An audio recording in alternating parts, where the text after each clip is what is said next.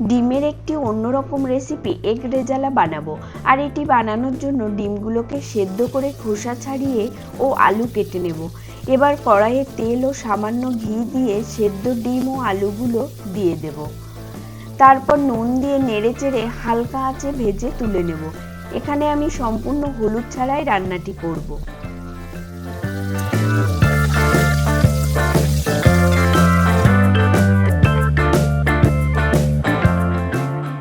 এবার ওই তেলের মধ্যে তেজপাতা, গোটা গরম মশলা, লবঙ্গ, এলাচ, দারচিনি ফোড়ন দিয়ে পেঁয়াজ বাটা দিয়ে দেব। তারপর মিডিয়াম ফ্লেমে খানিক সময় নেড়ে চেড়ে নিয়ে আদা রসুন বাটা দিয়ে আরও খানিক সময় কষিয়ে নিয়ে কাঁচা লঙ্কা বাটা দিয়ে নেড়ে চেড়ে ধনে ও গোলমরিচ গুঁড়ো দিয়ে দেব।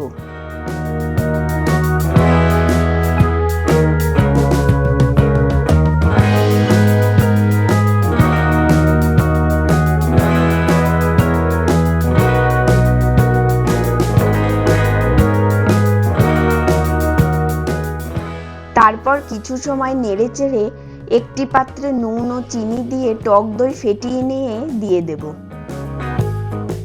এরপর খানিক সময় মিডিয়াম ফ্লেমে কষিয়ে নিয়ে অল্প জল দিয়ে নেড়েচেড়ে ঢাকা দিয়ে ফুটতে দেব। ঢাকা খুলে ভাজা ডিম ও আলুগুলোকে দিয়ে